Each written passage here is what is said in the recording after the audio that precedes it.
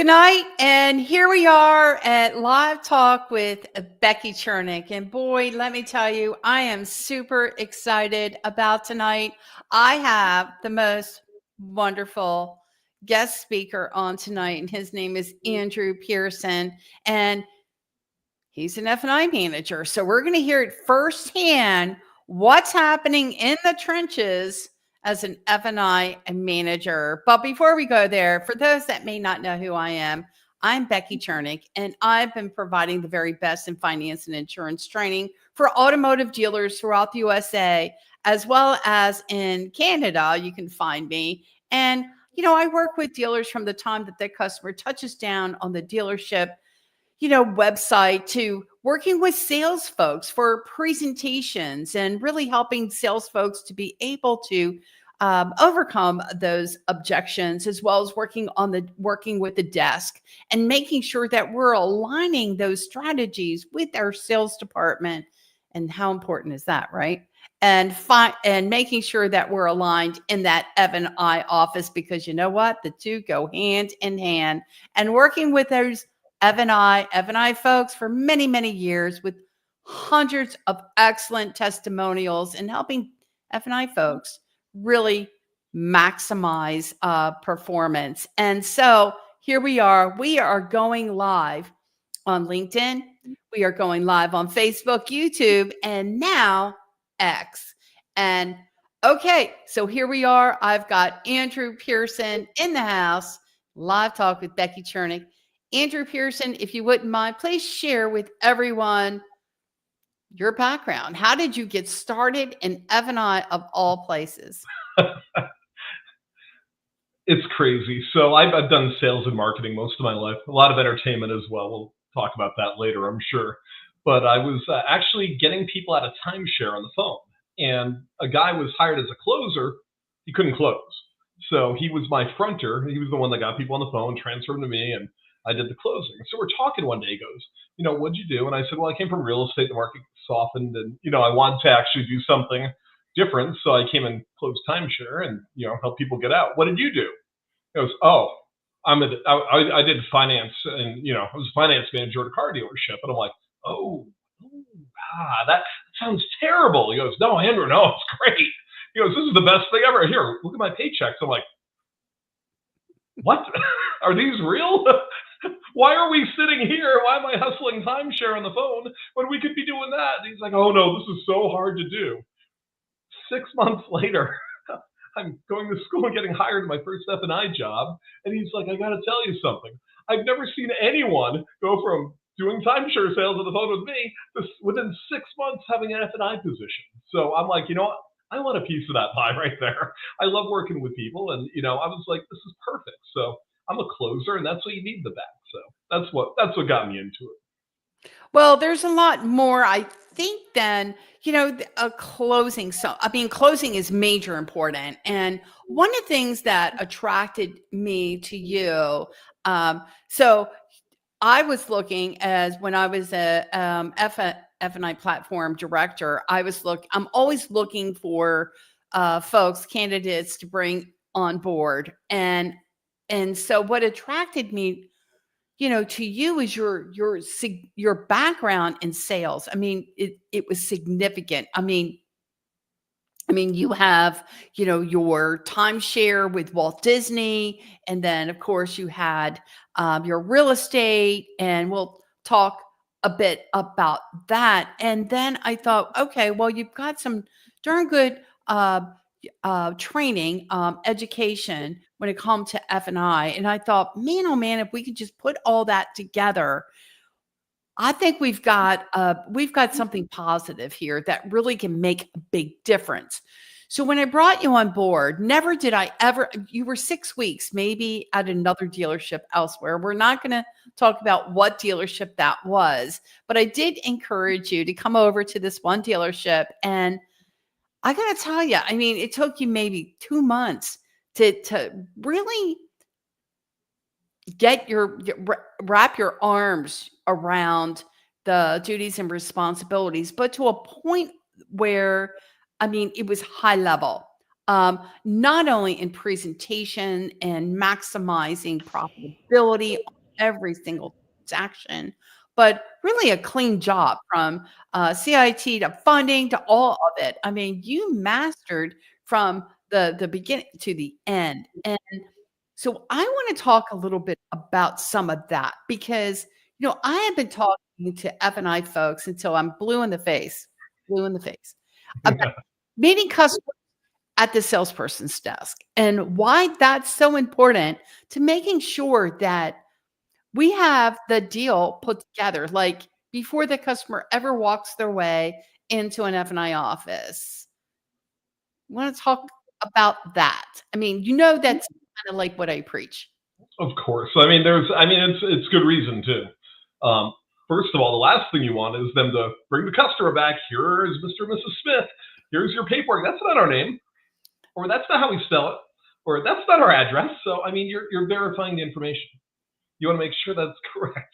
You also want to go through the, either the buyer's order or the title app because it's gonna help you verify it. And as you're doing that, you're gonna find out more about the customer. Really, you're trading in X, Y, Z.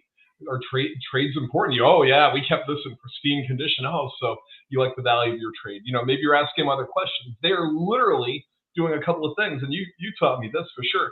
The first is they're verifying the information, so we don't look dumb in the back and wasting their time. You don't want that CSI out of it. Second thing is obviously they're going to tell you how to close them. We plan on keeping the car for 10 years till the wheels fall off. Okay, good. That's what we like to hear. A warranty, probably you're thinking in the back of your head, okay, warranty is good.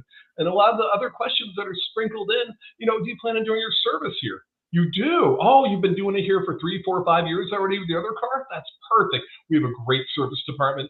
We appreciate you bringing your car here as well. And you're taking mental notes before you get them back. Listen, it's going to take about 5, 10 minutes to get all your paperwork back, and we'll come back and get you. And do you need water, food, anything while you're waiting? No? Well, thank you again. I'm one of the managers here. We appreciate your business. You could choose any dealership out there. We do appreciate you coming here. So, I mean, you're giving a warm fuzzy and you're setting them up. Here's the thing. I know you know it. I know you know it. I know you know it inside and out. I know you do. But I don't believe that folks in F&I buy into it.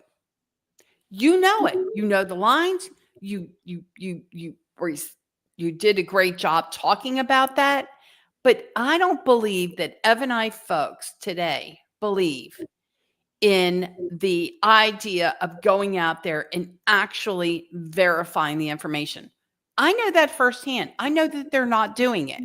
I just don't know why. I don't know why. It's like when you have a bad habit. They're hard to break sometimes. And it's like, well, we've been doing it this way for 25 years. Where your numbers are. Your numbers are, I mean, that's your report card. That's where they score you, where your numbers at.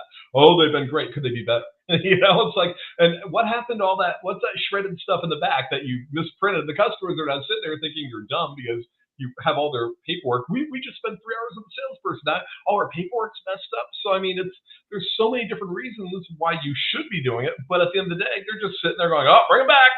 Okay, sign here. We're going to try to sell you 1 or 2 products and hopefully you buy, and if not, next. And it's like, it's crazy when you think about it. But when I'm there, I want to do a couple of things. I want to sell every second I have and help customers because that's why I'm there. Or else I'd rather be at the beach. Love the delership, but if I'm going to be working, you're not there. You're there to make money, right? Yeah, for the dealership, I'm there to help the customers. If you, that's like if you never asked how long they're going to keep the car, maybe you're not even, some people would think, oh, we're not going to pitch a warranty because they might keep it 3 years. You just missed out helping a customer that probably could use that, especially if they're going to keep it, pass it down to someone. The customer will literally tell you how to close them. And all you have to do is ask a couple of questions, and it's going to sit there, and it's going to be something that you can go, wow, okay. Mentally right away when you're getting ready to do the menu, you already know that they're going to do their maintenance with you. They're going to keep the car for a long time. And, the appearance is so important to them. They want that thing for the resale value. Those are examples. But they will tell you how to close them. And you're offering great customer service at the same time. If you notice, I don't know, I don't wear it anymore, but the name tag is here. And people like to be on a first name basis with you. Can I tell you something? I will tell you something. I was floored. I'm like, how many times have we been saying, hey, wear this name tag? And we're all uncomfortable about wearing this name tag. Here comes Andrew. He loves wearing his name tag. I'm wearing my name tag, Becky. I'm going to wear my hat. I'm wearing my paraphernalia, whatever. I want to show off. I want to show that I love who I work for, and folks have bought into that name tag. I mean, it made a big difference because people feel they can relate to someone that they know or feel like that they know. Is that right? Absolutely. I mean, if you've ever gone to Disneyland or the Walt Disney World Resort, anywhere that Disney owns a property in the United States, you'll see their first name on there, because at the end of the day, you're on a first name basis with the guest. Yeah. You know, it's like, and if someone's in your office, they're already thinking about, oh my gosh, the payment and this. Do we have to go to the DM? They don't know. They do this once every 5 years. Do we have to go to the DMV ourselves? So when they see your name, they're like, Andrew. You know, they feel on a more personal connection with you because they don't have to remember your name. It's sitting right there. Andrew, hey, what? And then they'll start getting, they love to be personal on a first name basis. Not only that, when you have like this one, I don't want to say Hyundai on it, you know, it has the brand that they're buying right next to it. So it adds some credibility at the same time. And it just makes people feel welcome. And the more you make people feel welcome, the more comfortable they are. And the more that there's trust being built, and the things that you offer them, they see value in it. It doesn't happen all the time, but if you do that on a consistent basis, it really pays off. You have to have fun with a customer. I think so too. You've got to have a customer has to feel really good with you, right? They got to feel like that they trust you, that they like you, that I feel good about who this person is. And when I feel good about who this person is, I'm going to buy from that person. I mean, that's the magic, right? Oh, yeah. I mean, you know, the warranty is important, but people buy from people. They do. It's People not that new. they like. We all know that, yeah. But if they like you, they're going to buy from you. They're oh wow, we trust Andrew. You know, he knows his stuff. And you know, I usually use personal story. Hey, my wife and I have this warranty on there. She goes, Andrew, you buy any car you want in the dealership. Two things: you're putting Gap on there, and you're getting the warranty. Oh, and you're making the payment. So you're kind of stuck with that as well. But that's my conditions, and you better be paying for that maintenance, or else I'm going to make you put the maintenance on there too. Well, it saves money. You're putting that on, okay? But I mean, you know, when you're sharing personal stories with people, you're just taking their level of uptightness. It's just lowering. You know, they're calm, they're happy. It's a fun process. I mean, they're buying a new car. It's exciting. You know, it's like, oh my gosh, they don't do this every day. We do it every day, multiple times a day. They do it once every 3, 4, 5 years, or whatever it might be. So make the process fun, make them like you, and they may not like you all the time, but at least be welcoming and really try to offer whatever you can, like it would be a guest in your house. That's what we used to do with the Walt Disney Company. Treat every single person like they're a guest. So that's why we used to call the people that went to Disney guests. We used to handle all the guests. Well, I think that that's a good start. So, so when you got in and you were 2 months in, I mean, I think once you wrapped your head around the processes that you implemented that pretty much verbatim, right? I mean, you had a process that you stayed with, right? You stuck through it thin and thin. And it really helped to pay off in that your PVR was increasing, your product index was increasing, and I mean, to tell you, from it blew up. So from there, from that one store, we put you over at Nissan, and Nissan, I mean, that's where you made your name, right? You really, it all came together for you. This was the time that you could shine. This was your ownership, your deal, and you were able to take every single deal and make the best of it. And you did. And you did. Would that be fair to say? Yeah, absolutely. And, you know, the secret with that is getting along with the desk. I mean, it's crazy, but, you know, the general sales manager and I were like this. And then, you know, the sales, I was always going to sales meetings. The GM told me, Andrew, you got to be close with the GSM. but we were. I mean, I was very fortunate, to make dealership records. I remember one month they put 175,000, 180,000 on by myself. I was tired, but I mean, that was a dealership record there. And I remember the GSM company goes, Andrew, holy cow, we both made dealership records here. And when you get in tune and in sync and you have the system and process going, it becomes easy. It's not like pulling teeth trying to figure out like you're haphazardly doing something. It's like, okay, wash, rinse, repeat. Yeah, right. I mean, you know what the plan is and you stick with it. And once you get everyone else in sync, it all freaking comes together. It's like a no-brainer, right? From sales from the desk, which is so important that you guys are in alignment, right? That you're all coming from the same page. And that really helps to maximize the sales, get your head around the deal to maximize every sale. Okay, so I think too that the desk is critical. It's a critical component to what takes place in obviously sales, but in F&I. And we have to do a better job in aligning the desk with F&I. Too many times I meet with some of these desk managers who they just submit deals. They have no idea how their lenders buy. They're sloppy. They can't get a deal straight. They send the deal to F&I. And meanwhile, there's no deal checklist. There's no nothing. And it's a mess. And so now it's taking a lot longer than what it should to go ahead and put a deal together. So in that case, by taking longer, it actually cuts in to what the F&I person, or it cuts into their performance.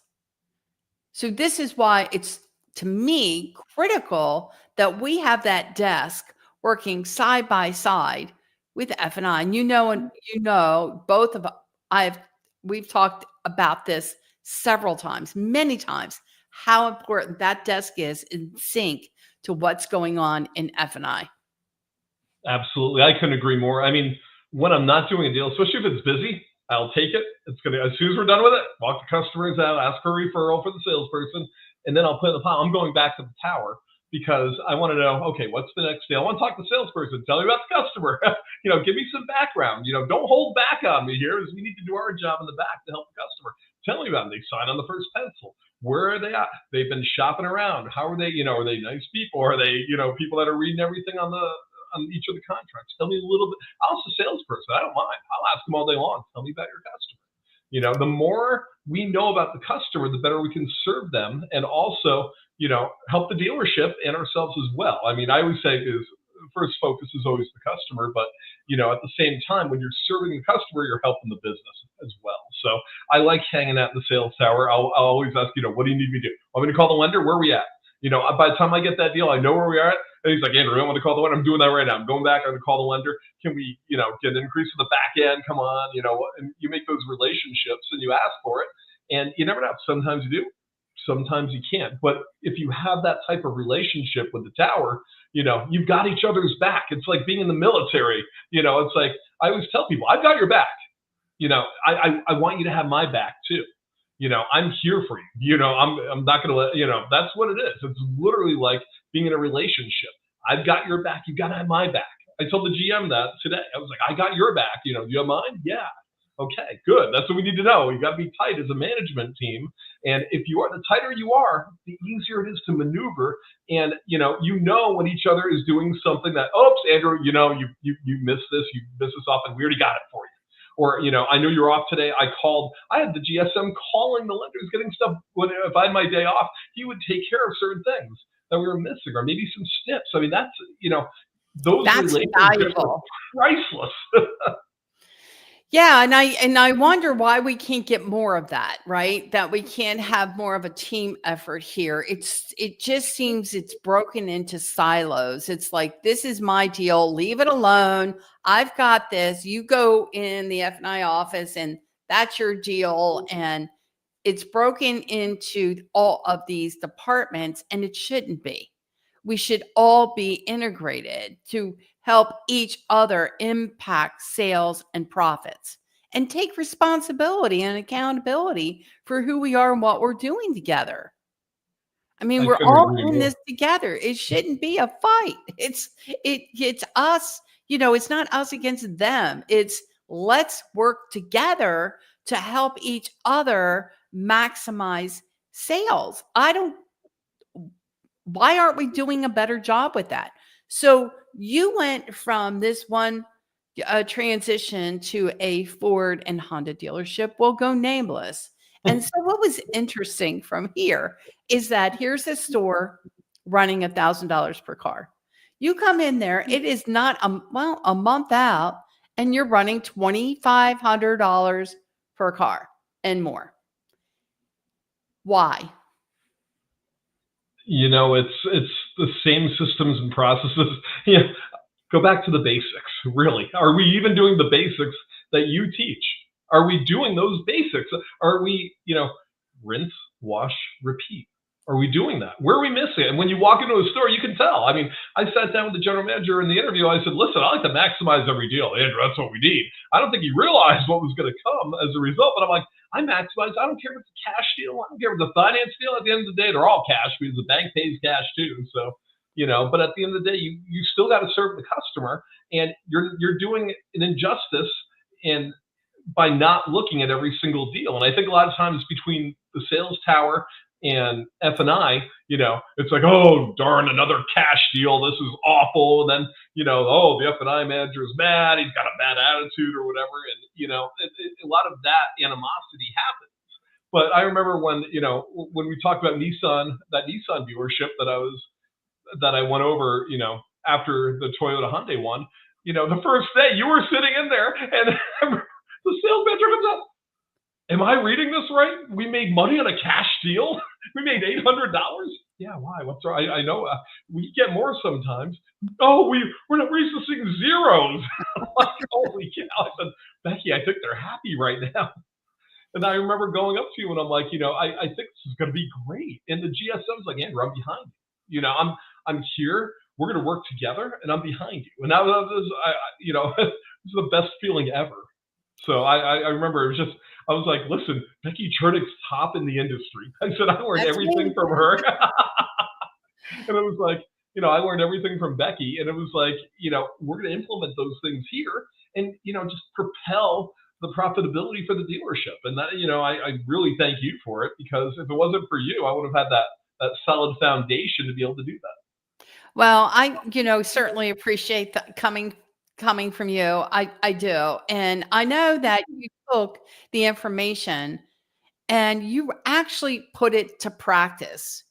You actually implemented the, the strategies and techniques that we talked about, right? And I mean, like, for example, the interview, it became like a no-brainer. It was like, well, why wouldn't I want to do it? And I can tell you, it just blows me away. That in of itself right there just blows me away, because as an F&I person, I'm a talented F&I person myself. I would never go out. I would never bring a customer into my office unless I made sure the deal was straight. It would just never come into my office.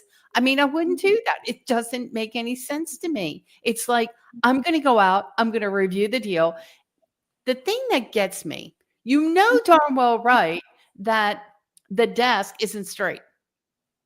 Deals come in without a checklist. Deals come in with a half checklist and maybe signed off by a manager, or probably not.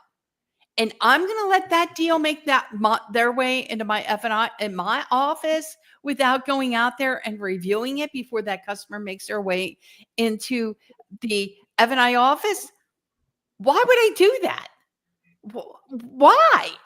It's insane. Why? It makes no sense. It's like, I'm going to validate this transaction. This is my money. This is my deal. That deal is never going to get back into that office unless it's straight. I'm going to validate it. I'm going to get the monkey off my back. I'm going to make sure when I go into that presentation, I'm going into it rock freaking solid. I don't get it. It makes no sense to me. And I go over this a bazillion times with F&I folks, and they tell me, well, the sales manager doesn't do this. The sales manager doesn't do that. And I know that they don't. And I'm not saying that that's right. It's not right. It should be right. It should be absolutely correct. But I'm not going to let the deal make their way into my office unless it's straight, period. And that's one thing you understood how important that was. Then on top of it, let's talk about presentation and making sure that we're presenting 100% of the products to 100% of the customers whenever that we can. Granted, we're going to get some subprime deals. We can't always present 100% of the products. Well, we can. Yeah. It's a different way, but we can present 100% of those products too. And you know what? At retail and ask for cash. But no, not going to happen. Won't do it. But what does Andrew do? 100% of the products, 100% of the time at retail all the time. You don't prejudge the customer. You say, you know what? I'm going out here 100% of the product, 100% of the time at retail all the time. And is that the secret sauce or what? But I don't know if it's secret. It's just a matter of doing. Like today, Yeah, maybe I had not. Yeah. two cash deals. One of them I made $2,000. On the warranty, and I was like, really? Okay, no problem. I mean, you never know. It's like, and the reason people think it's cash, oh, they're not going to pay $2,000 over, the markup on it. Do you not believe in your product? I mean, if you think it's bad, they're not going to do it. Trust me. No, you can give it away for $10 over what the dealership owns it for, and you're going to come off not believing in your own product. See, I think it's a great thing. Cash people are trying to save money and want the interest rate. They don't want to pay a finance charge. So why would you want to pay full price in the back there? The labor rate's $180 an hour. Imagine what it is in 2 or 3 years from now, 4 years from now. You're doing an injustice to the people paying cash because they want to save money. Show them with the warranty as an example. There's a lot of other ways to save money, but we use the EST, how much it is, what they get out. Imagine you broke down the side of the road. We're going to tell you, you'll get a rental car out of this. You'll get trip interruption over 100 miles from your house. We'll stick you in the back. They're going to cover the diagnosis on it. They're going to cover the labor rate, the parts. You're driving your car. They'll call you when it's ready. How great. And then they're thinking, wow, okay. And guess what? It's fun to have, maybe what is it, $250 deductible on this to save you some money. And that's it. And you get all of that for $250 and you get it for the next 7 years on that vehicle. You don't have to worry about it. You don't have to, because I can guarantee you, the Boy Scouts aren't running the service department. I wish they were, but it's not a charity back there, and it's run different than the front of the dealership. And I try to tell people, once you're there, it's like, this is it. It's like the happiest people are the ones that get the warranty. So the cash customers want to find out a way to save the money. Show it to them. Well, one of the things that I really also like about what you do, and, as you mentioned, those cash deals, it's everyone's like nightmare. Oh my God, Becky, we have another cash deal. And, the thing is that growing up in F&I, I took every deal. It didn't matter. Every deal, 100% all the time. I know I'm a bit of a flake. I get it. I don't know, Becky, is that real? No, it's really real. I liked talking. I talk to every customer. I don't care who they are, what they are. They were going to hear from me, and I was going to present something, somehow, some way. It was what it was. And I enjoyed every minute of it. And there are so many that back away and like, oh God, here we go. We got a cash deal, or we have an offsite delivery. You, my friend, holy camole, you take every cash deal, you take those offsite deliveries, and you make something happen. I mean, you make it happen. That's what adds up to a higher performance. It's the incremental business that makes the biggest difference.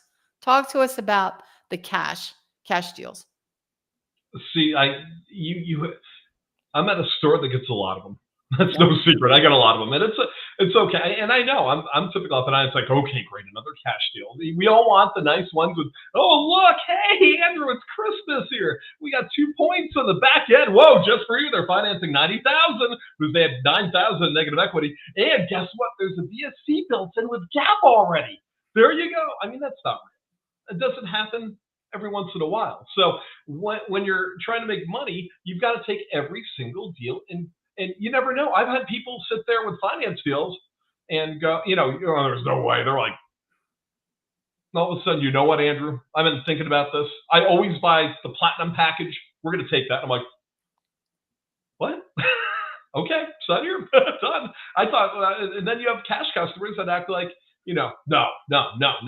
Okay, what does it know about? And you just have to dive in a little, peel the onion back a little bit, find out what that no is.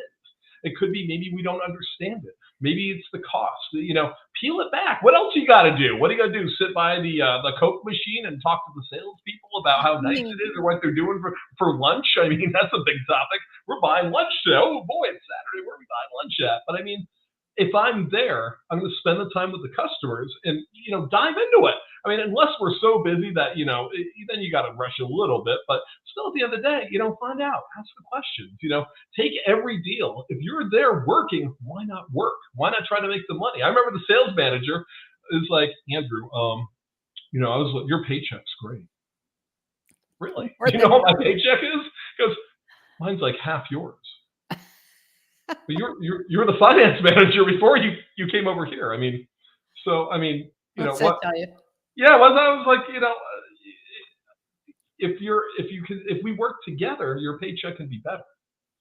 Work with me, and I'll help increase. I don't mind helping increase the front end. I don't mind helping TO customers, even if it has nothing to do with finance. I'll go out and talk to someone. But it's like work together, work on each of the deals. And the only problem that I have with cash deals, honestly, is when they come back and say, whoa, here you go. Oh, the check's already in there for the exact amount. That's great. How did we get that? The sales manager printed off the buyer's order. What? So we skip the whole F&I process, and all of a sudden, so we don't have a TO process, right, at the store either. So we don't TO the customer. So I've often said to a GM, I'm like, okay, guys, here's the deal. Let me just say this. So we're running $2,500 per car. We're running, I don't know, let's call it $2,000 if you want, $2,000 per car, but yet you're going to allow 10 no TOs to get into the F&I office. How does that work? Why would you do that? Imagine over the term of the next 12 months, how much you've cost the department by allowing non-TOs to get into that office with a check made out for the exact amount. It makes no sense to me. It just doesn't. I don't know if it's being complacent. Complacent is lazy, I guess, right? And being able to get away with just being complacent, being, not being held accountable. I don't know. I never grew up like that. You'll love this. I had a GM. I'm not going to say which store I was working at, but he was, I'm not going to name any of the stores, period. But I was like, he goes, you're upset about this. I'm like, well, yeah. I mean, we're getting things in with checks into the full amount. Why can't we? That's all. It doesn't matter. Just put under house. Go ahead. And I'm like, I still got to do all that work. Why can't we do it the right way and offer them products that we offer everyone else so I can make some money for the deal? Right there doesn't blow. I mean, so here's the deal. I see what's going on in the industry. I hear it. I know what's going on in the industry. They're talking about, well, we have to get to the basics. I talk about getting to the F&I fundamentals. I talk about this. I talk about what do we need to do to get back on track? Well, you know what? Some of this stuff has got to start happening at the top with the GMs and getting their thinking right. Getting everybody on the same page and the process on the same page. And part of that is I can't be doing this by myself. I need the team to be behind me. And I think, in that case, and I know you're at a new store, in this new transition, but at the end of the day, it makes no sense to me why a salesperson is upset with you because you want them to be able to turn over a deal to the F&I office that a check hasn't already been receipted. And meanwhile, in the industry, we're talking about what are we doing to maximize every deal. And you know what? It goes to so many deaf ears. We have a talented person like yourself in this industry right now that I know dealers would give anything to have access to. It You're just, too nice. Thank you, though. no, it's true. It's true. It's But true. at the end of the day, it's think about this. Frustrating for If you ever me when I see that happening because it's like, how are we stumbling all over ourselves? And so my other question is, where's this product provider? And we're not going to talk names, but here's what I get. I get Becky, we get our training for free. You get your training for free? Are you kidding me? What the hell do you get? When's the last time they've been in the store? Why is it okay that this F&I person beforehand, who's now up at the desk, who doesn't belong at the desk because he couldn't handle an F&I job, so they put him on the desk, and they say that that's okay, and it's okay that we don't have TOs? That's what's wrong. That's why we dealers are saying, hey, what do we need to do to make a greater impact? Well, you have to look at your process. You have to look at the people and make sure that everyone's working together to implement these best practices. And I think we talked about it the other day in sales meetings. What do they say? You guys need to know the road to the sale because that's how it's. Of course, yeah, I totally agree. You need to know the road to the sale. There's also something in finance that you and I were talking about that you had said and you showed me your road to the sale for the back end. And it's the same thing, and that's what dealers need to be implementing. The process that you put together for the same road to the sale, but for the back end, because you're doing it with the customer in the front.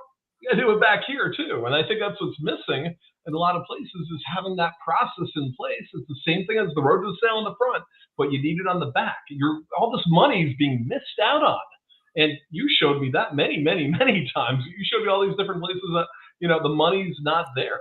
It's falling between the cracks. Just for an example, I mean, we talk about the cash deals not being able to get a good, rock solid TO, but I haven't even talked about, some of the lender and the relationship there, and how these deals are being submitted, and then when they make their way into the F&I office, and so many times the deal's not straight.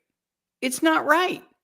We couldn't put it together if our life depended on it. Nobody validated POI, proof of residence, did their due diligence to make sure that we were able to get this the way that it was approved, funded. It just, I don't know. Nothing makes sense to me that a GM would allow that to happen. Continue to let that happen.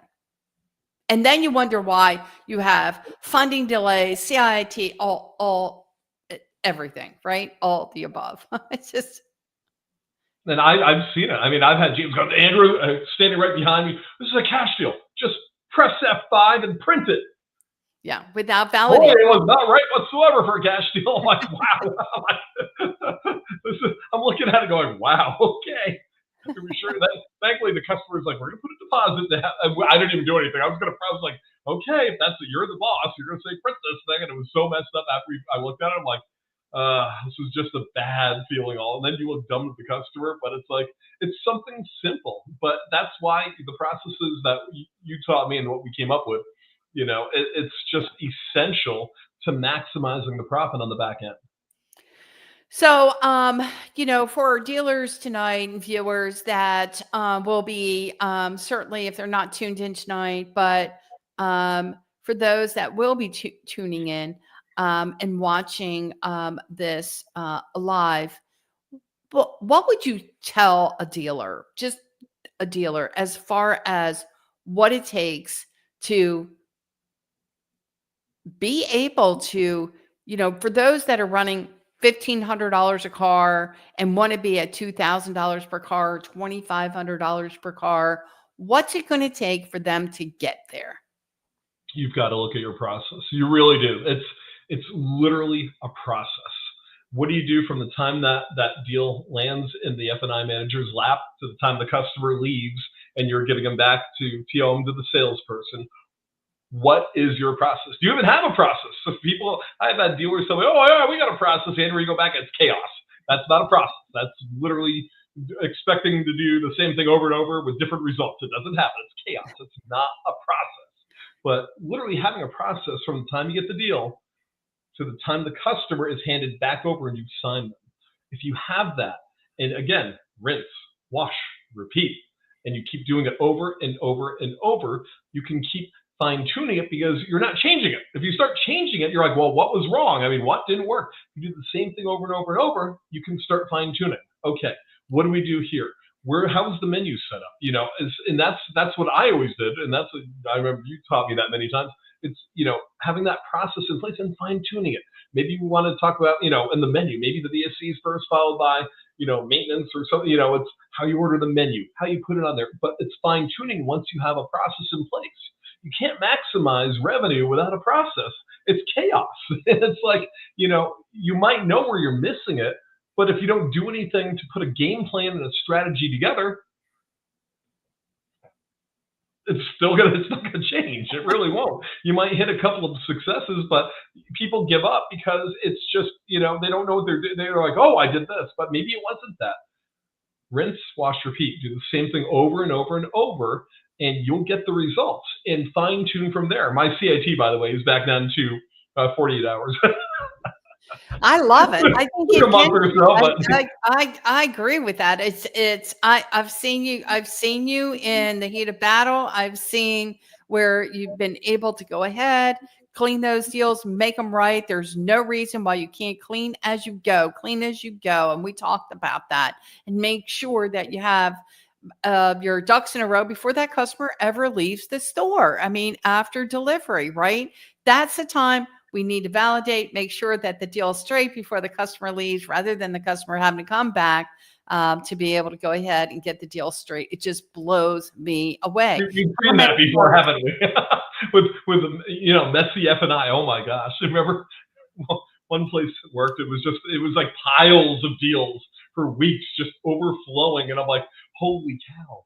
Are we getting anything funded? What about the DMV? We issued a temp tag. This deal's been sitting here for 10 days with all these other deals. It's piling over everywhere. How is that beneficial to the customer? How are we getting paid on it? The car's already on the road, and it's like, what do you do in a situation? And then it's a mess. It's like, you can't operate in a state of chaos. It doesn't work.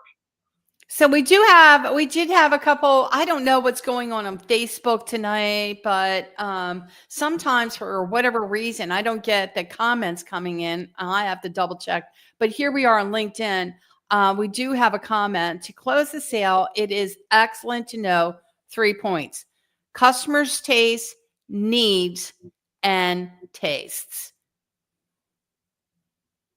I mean, you have to understand where the customer is, right? We have to have a better understanding of who the customer is. And we also have to make sure that not only, that we have a ducks in the row, right? We need to make sure that we know what we know before the customer ever makes their way into that F&I office. There is no reason to get into a presentation without having confidence that the deal is straight to begin with.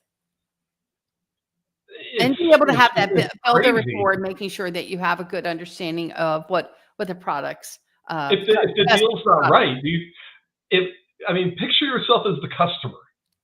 You're coming back to this, and let's just say we don't do an interview. Hi, I'm Andrew. I'm the F&I Manager. Come on back. We can sign all this paperwork stuff. Okay. Come on back. Hey, we're ready. Come on. Hello, come back to my office right now. I want to sign the people up. Get them out of the box, okay? Come on back. You sign up. What do you do? The first thing I go is, okay, I was with my salesperson for 3 hours. Who's this weird guy back here? Do you know how often that's happening? I mean, it's rampant. It's like, come on back. Come on back. I got this. John, bring your customers back here. We're good. And then you bring these people that don't even know you. They spent 3 hours with the salesperson. They love John, but it's like they don't know you. Then you sit them down in your office and the paperwork's messed up. Where do you think your credibility goes? Go on. You don't have any. They look at you like, well, you're a complete idiot. You're like, I just spent 3 hours with John. He's great. How did you screw up all my paperwork? And then you want them to buy stuff from you. Trust me, I fixed it. Oh no, it's still messed up. Here we go. Okay, sign this. What? Is that right? Okay, good. You're saying it's right. I know I should know this as the F&I Manager, but you're telling me it's right, so we're going to go with that, right? And now where's the trust? People don't trust you anymore. They know right away that you look bad. You look like they're just a number coming back to the office. Come on back. I mean, these people are like, they do this once every 5 years or whatever the time frame is that they buy a car.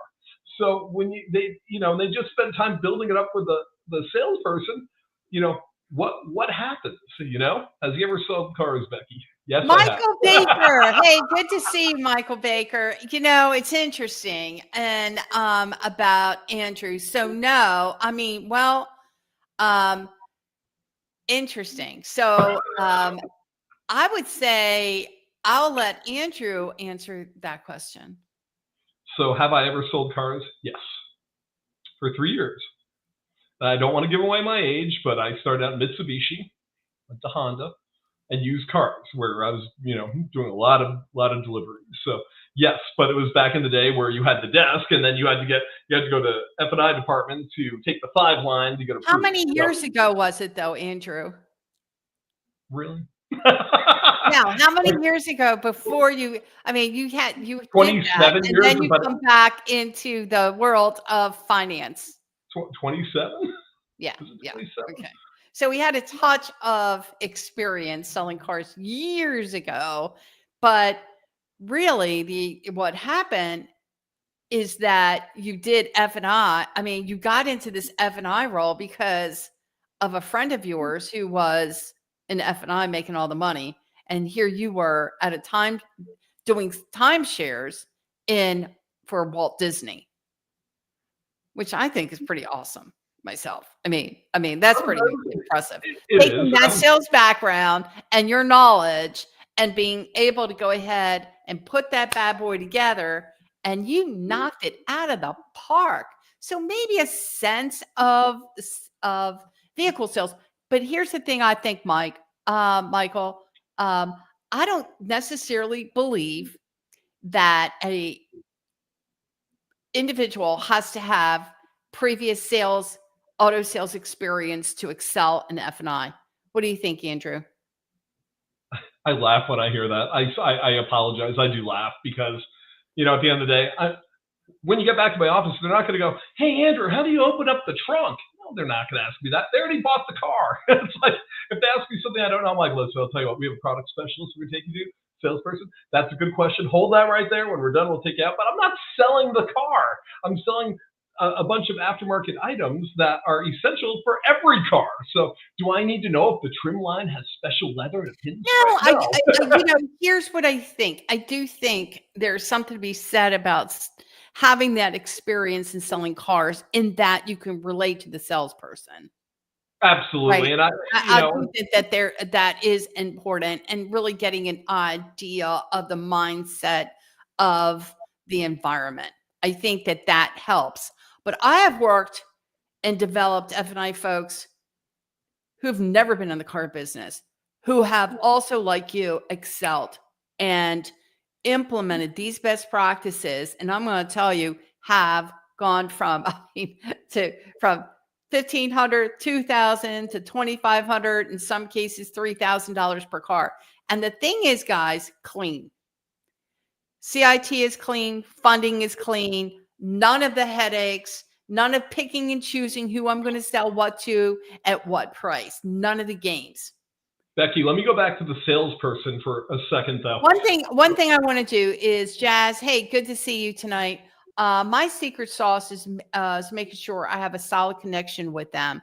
You also need to make sure you have that rapport built up high enough through a customer interview, right? That's what we talked about earlier, which turns into the trust he just mentioned. Once you've done that, you've just begun to bring that wall down so that you can begin to sell, right? Absolutely. I mean, that's what it's all about. And then Michael said, how does his sales force place clientele on cars that are affordable based on their credit and affordability? Well, again, I mean, that is actually more of in control of what's happening at that store, at that desk, right? With that GM. Mm-hmm. That's not your wheelhouse. No, not really. But I mean, I work on the back end with them. But what I was going to say, and I'm sure you're wondering about, the relationship with the salespeople. Not only do you get a good relationship with the general sales manager, but the salespeople start going, Andrew, oh my gosh, so my client is really excited. They already know. It's just a conditioning. They go, oh yeah, he's going to want a warranty. I've already prepped him for you. I mean, and your top producers will start coming to you. And they'll start telling you. I mean, they get excited because what are you doing at the end of it? You're saying, listen, hey, this is the best salesperson in the world. They give you $100 if you refer someone. So I'm asking for referrals for them. So they're very excited about it. And we do. 1 month, we got like 25% of the business off referrals. I don't know if any came from F&I, but, at the end of the day, we're propping up our salespeople to look great. So they, in turn, want you to succeed with their customer because then everyone's good and they're happy coming out of finance. So, at the end of the day, it's working together and it's eventually a win-win, but it takes time to build that. It really does. And, there are days, yeah, you got to get people in and out. That's not going to change. It's a Saturday, there's 5 people waiting on the desk. Perhaps it's got to speed up a little bit. But if it's a Tuesday, do I think that there should be a process in place, Michael, to identify customers earlier on to determine if, in fact, they have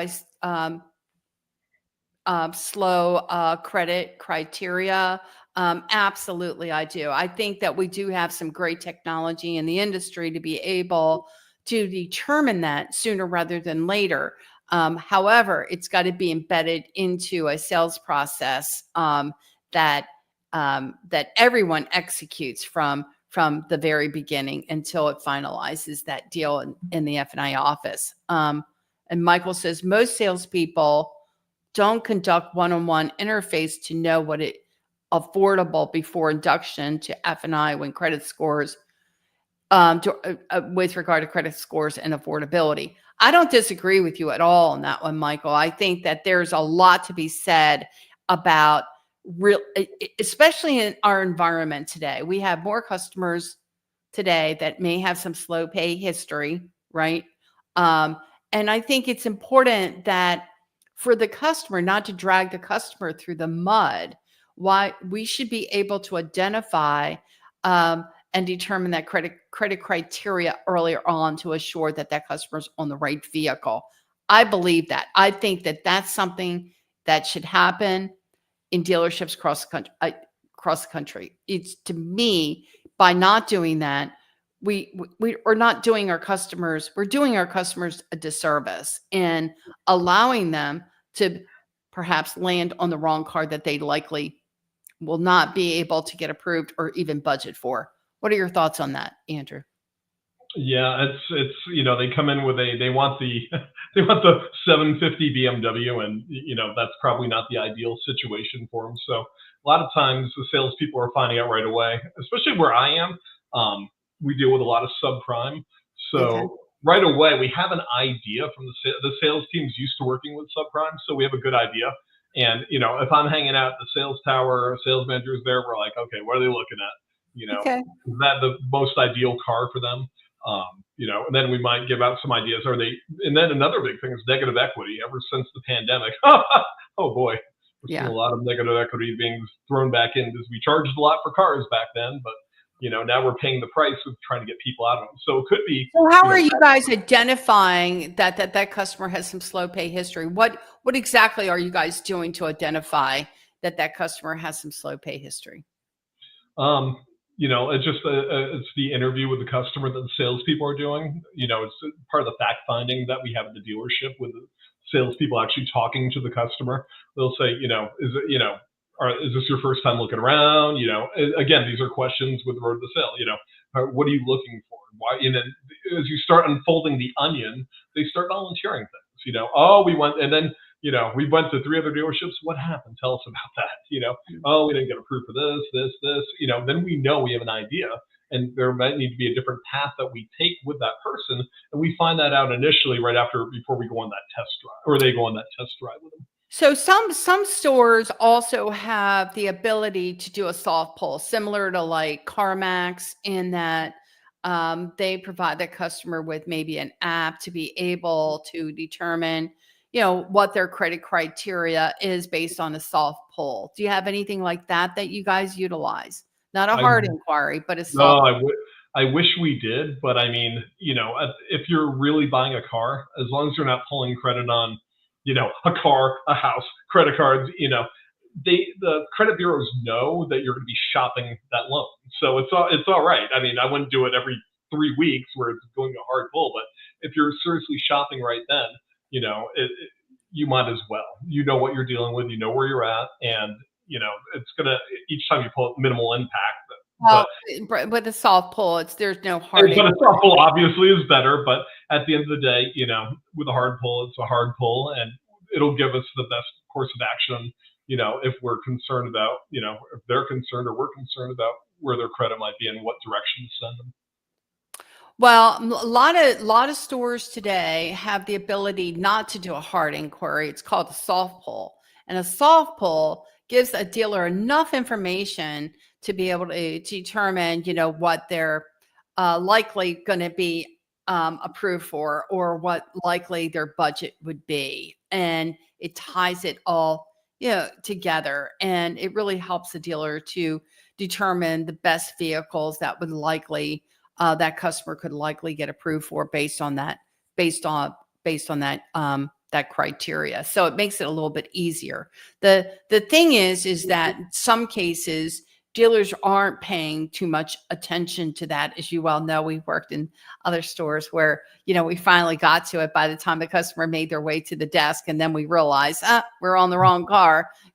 It's kind of tough to take the customer off that one car and put them on and flip them and put them on another car. But I will tell you, as an F&I person myself, I always had my inventory, right? I knew my inventory. I had access to it. And if I found that, hey, this deal is not going to work, we're going to go ahead and flip this customer onto another vehicle, that would make all the difference in the world. But besides that, Andrew, again, if there was any other, another comment here, we got another Michael Baker comment. Okay.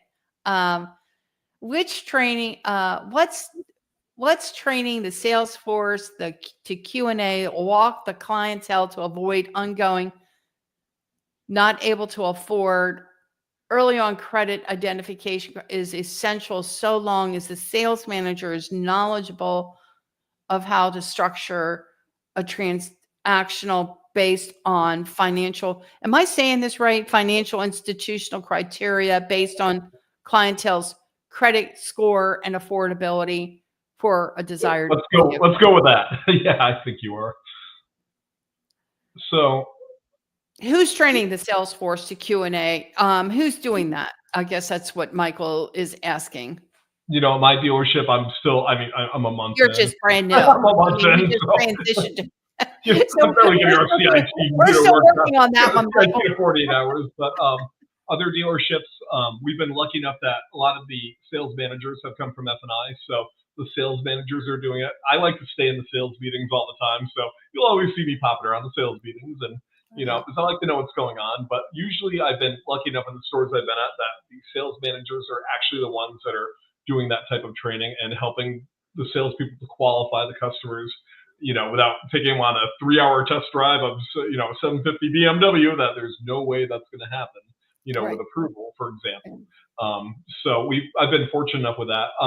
This store, I'm pretty sure, just because of the pure amount of subprime that we have, most of them within, I'd say, 20, 25 minutes, we have an idea from what I've seen in both Ford and Honda. So, I mean, the sales team, I give them kudos for that, because we have an idea, and getting them switched on a different car isn't that hard. A lot of times they already have an idea. People know nowadays. It's not like, what, my credit's bad? Every credit card that you have has a FICO score. You can literally pull it up. There's going to be some people that still don't know, but the amount of people that it's like they're shocked by it, I think, is down because of the resources that are available right now.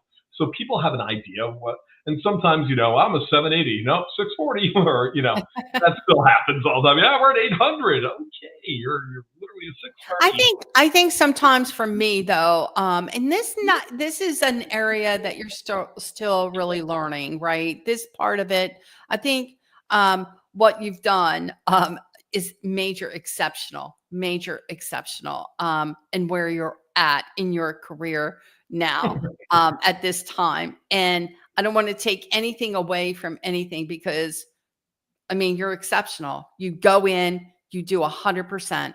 And that's what we're really talking about tonight. We're talking about implementing these best practices and what it has done, by you doing that, by not ignoring that, hey, I'm going to go out there and meet and greet customers and doing the interview and menu presentation 100% of the products to every single customer 100% of the time when you can, right? And doing everything that you can, doing that due diligence has made a difference of night and day.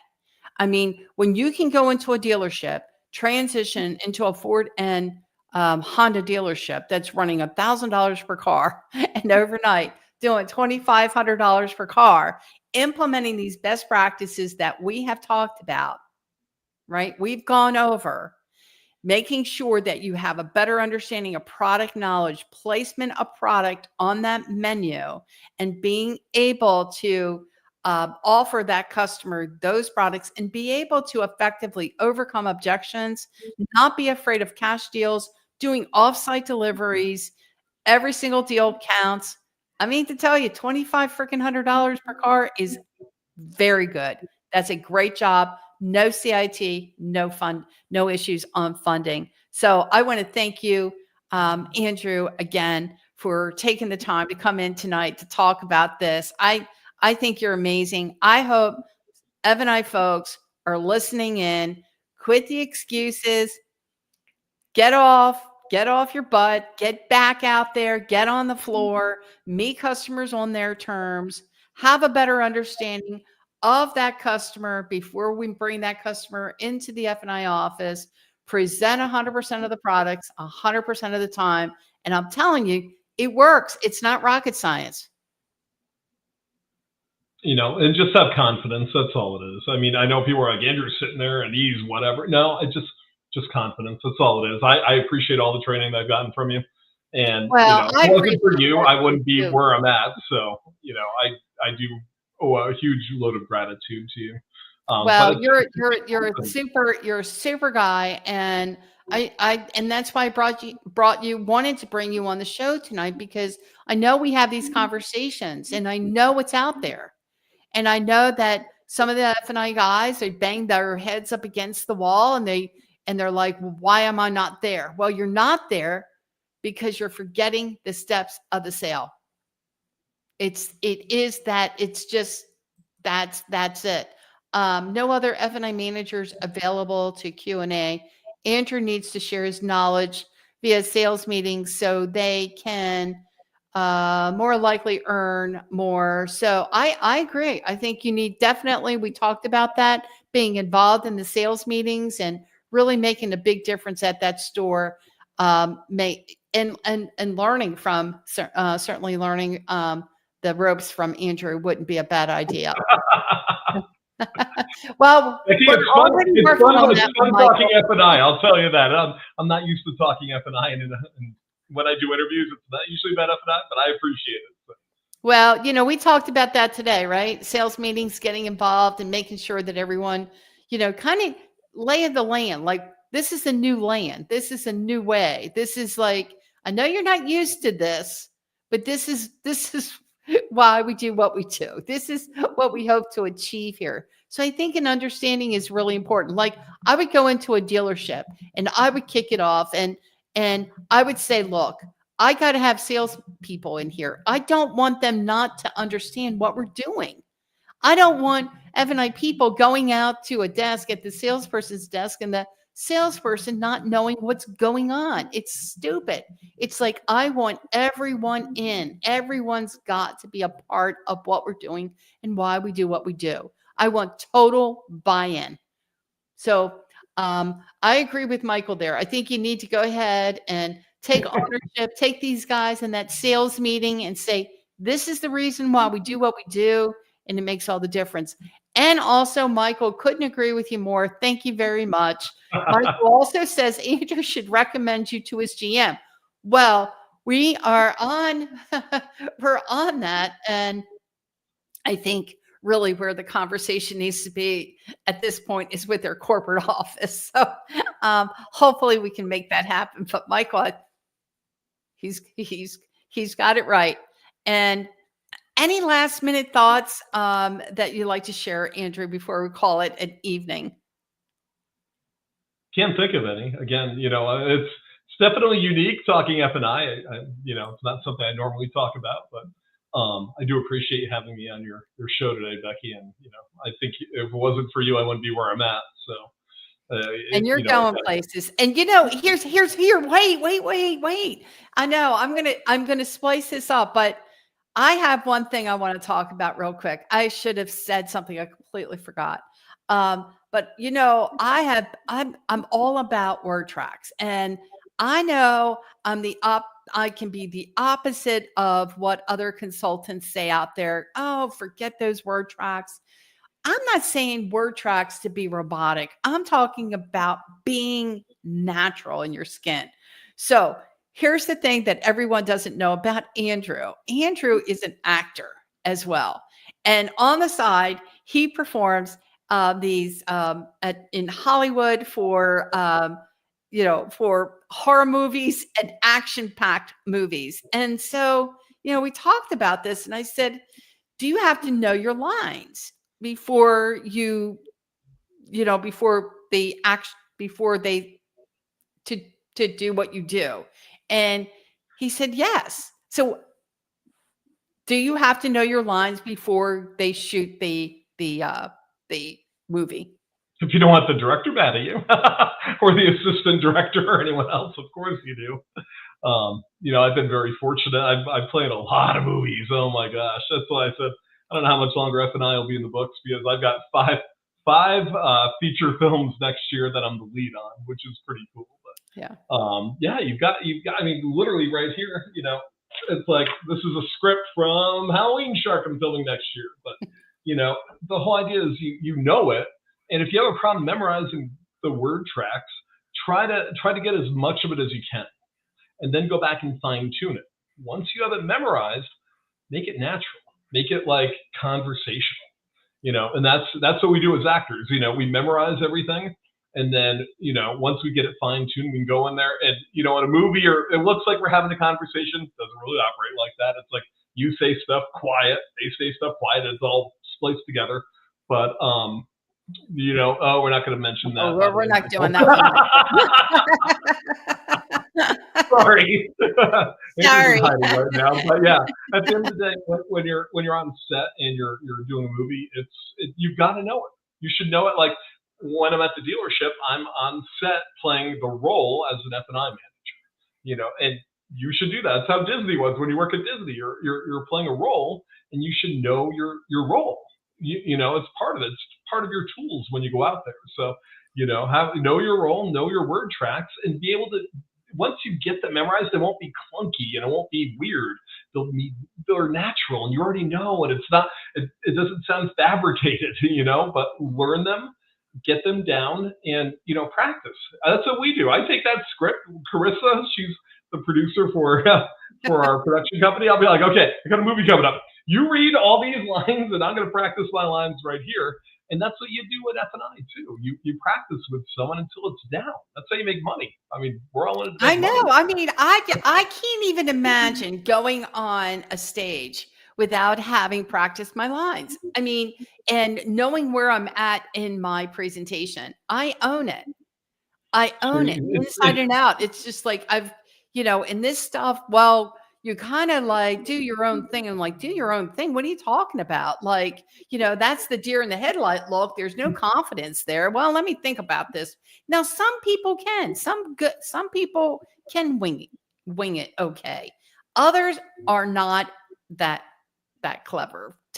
I don't even know if that's the right word to say, but they can think of different ways to address customer concerns. And I just think, hey, we have heard these objections a bazillion times. Why don't we have something where, we have a thought out plan to be able to overcome the objection? What's so freaking difficult about that? Why don't we internalize it? Why is that so out there today? We can't take time to be able to take the time to study our clauses, our objection clauses. I don't, or word tracks. I don't get that. So there was something I used to say: be a little bit of an Al Pacino and say hello to my little friend. I I'm like like, it. was that part of the script? I don't know. Was it? I don't know. Can he just add to whatever? Can you add to a script if you want to? So it depends on the director. How about that?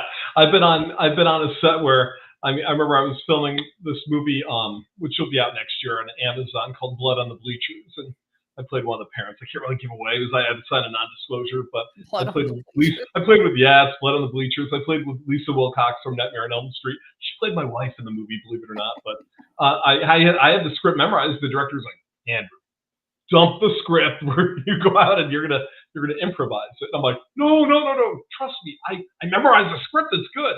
Throw it out.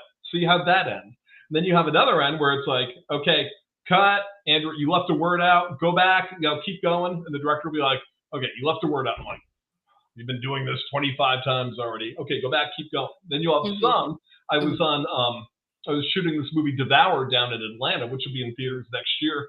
And we added. I was playing with Gavin Wilde from Righteous Gemstones and Black Phone, and him and I were in the scene. It took 7 hours to do the scene, but we were improvising around the script, which is probably good because it puts your personality into it, but keeps the idea of the script, which is ideal for what you would want to do in F&I. You keep the gist of it, but add your personality and flavor to it, so it's natural.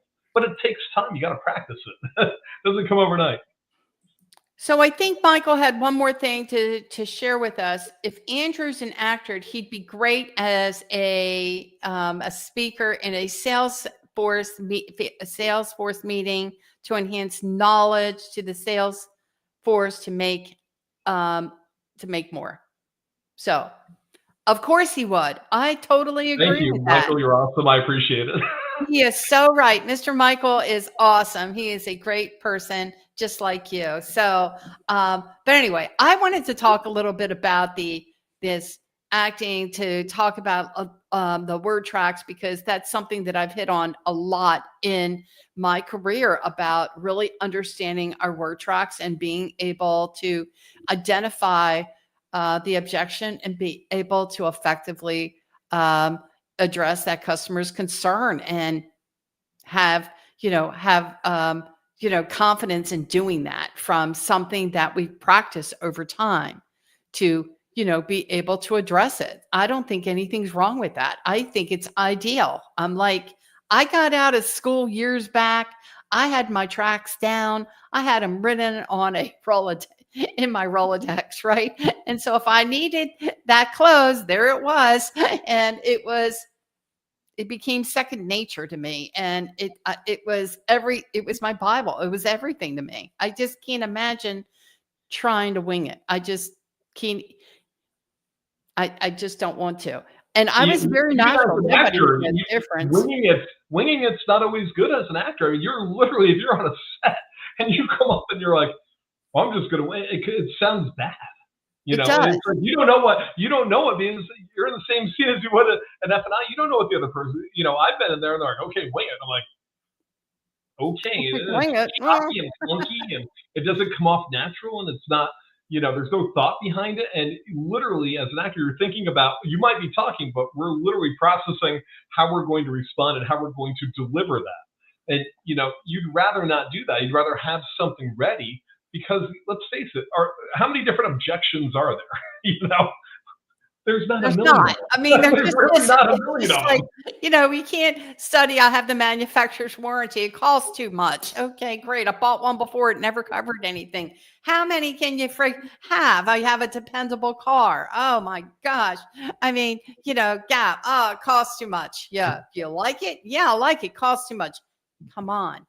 Knowing this and being able to overcome that objection and be able to address it on point, that's what's going to help you impact your performance, period. Study those tracks. That script. Be the Al Pacino. Say Couldn't agree hello to more. my little friend.